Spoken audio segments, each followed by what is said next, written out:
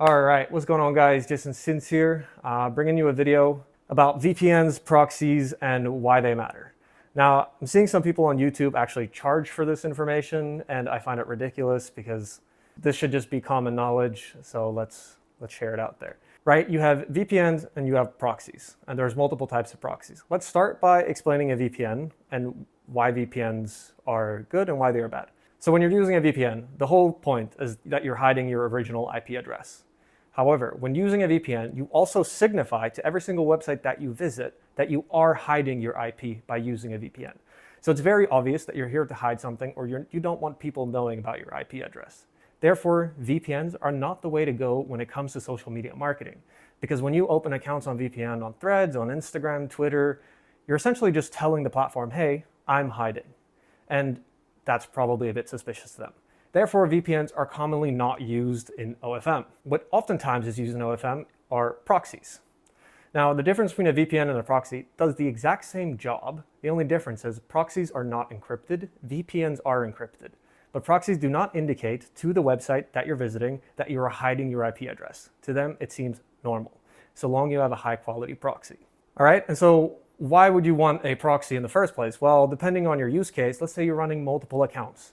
You probably want to separate multiple accounts onto different IP addresses so you don't have 20 accounts on one IP. That's going to lead to bans. Therefore, you use proxies. In general, there are only two proxies that you should genuinely care about. There are some more, but in general for OFM, these are going to be the only two relevant ones for you. Number one is going to be a static residential proxy. It means it's an IP address in a residential neighborhood that does not move. It's basically replicating your home Wi-Fi. So if you bought a US static residential proxy, that would be telling the platforms that you are simply just a house somewhere in a neighborhood in the United States, and you have a fixed IP address that does not change. In most cases, static residential proxies, you can only really use it for one account. If you start using multiple accounts on one static residential proxy, it means that the platform is catching on that there's a lot of accounts being run from this one IP address. If one account maybe does a violation, if one account does something suspicious, odds are you might get bans on the other ones since they're on the same IP. Now, in general, you can apply this knowledge to pretty much any OFM marketing platform. All right, so we covered static residential proxy. Now you've probably been hearing about mobile proxy with rotation or rotating mobile proxy. What is it, right? It is replicating the connection that you have from your phone when you are on 4G. That's it. You're connected to a mobile network using 4G data, right? Oftentimes used by phones. If you're buying a 4G mobile proxy in the United States, odds are it might be on the T-Mobile network. And so mobile proxies are the best proxies because it's hard to ban IPs. The thing with mobile networks is that when you connect to a mobile network, there's a large pool of hundreds and hundreds of IP addresses that can be given to a person at any given moment. It's very hard to ban these IPs, and it's hard to pinpoint, who the culprit behind that certain IP address is. Therefore, they're usually not flagged. They can get flagged, however, if you are not rotating your proxy. So rotating proxy, it means every 5 or 10 minutes, whichever settings you put, you reconnect to that mobile network and you receive a new IP address. Now, I guess you can understand the power in that is that your accounts are never going to be associated on one strict IP address. Therefore, it's going to be very hard to ban you in certain situations, depending on what it is you're doing. Mobile proxies are, of course, more expensive, but if you're running lots of accounts at scale, for example, they're a good option to use, especially for something like Instagram and for Threads. So it's not more complicated than that, guys. The general understanding is that the best proxies that you can use for most activities will be mobile proxies. They are also the most expensive proxies that will cost you anywhere between $40 to $100 a month, depending on the plans that you get. However, they are well worth it. And with one mobile rotating proxy, you're able to manage multiple accounts because you can rotate that proxy. If you wanted to use static residential proxies, it means each account would need its own static residential proxy. So 20 accounts equals 20 proxies. Easy as that. Oftentimes, you'll find proxy quality is a big topic. So when you're buying static residential proxies, they've been used before by other people, and they probably used it for some type of spam activities on some of these platforms. And over time, these static residential proxies, they will get low trust scores, right? You can search it up online, you can put the IP address, and you can look for the trust score of the IP. You'll see sometimes it says high risk of fraud. Other times it'll say good. So That's the risk you're running when you're buying static residential proxies, especially depending on the providers. Some providers have less fraud scores, some have more. That's just the general notion. All right, and then lastly, right?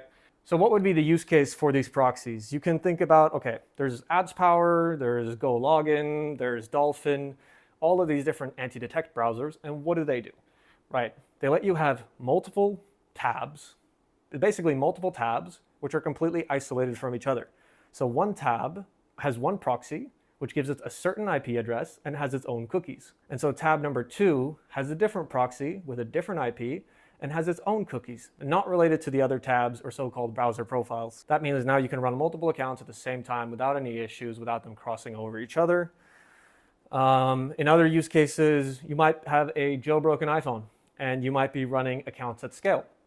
If you have a jailbroken iPhone and you're running 15, 20 Threads accounts, well, you're going to need a proxy. In this situation, you're going to need a mobile proxy because a mobile proxy will let you rotate every 5 minutes. Otherwise, before using every single account, you would have to go manually copy and paste the static residential proxy associated to each account. Whereas if you have a mobile proxy that rotates every 5 minutes, then you're using account 1, okay, you switch to account 2. By the time you switch to account 2, those 5 minutes have already passed and there's a new IP address. You use account 2 for 5 minutes and then you can switch to account 3 and the IP address keeps switching. At any given moment, most likely, you are never going to have more than 2 accounts on the same IP address at the same moment, which is not a problem in a lot of situations. Maybe for something like Reddit, it would be a problem, but for Threads, something like that does not matter. I think that sums it up. You never really want to be using a VPN for OFM marketing. You want to be using proxies. If you're using a VPN, just know that you're telling the platform that you're on that you're using a VPN at this moment.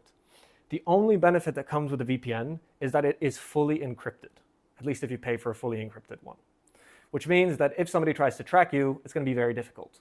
With a proxy, it's extremely easy to track the true connector of a proxy.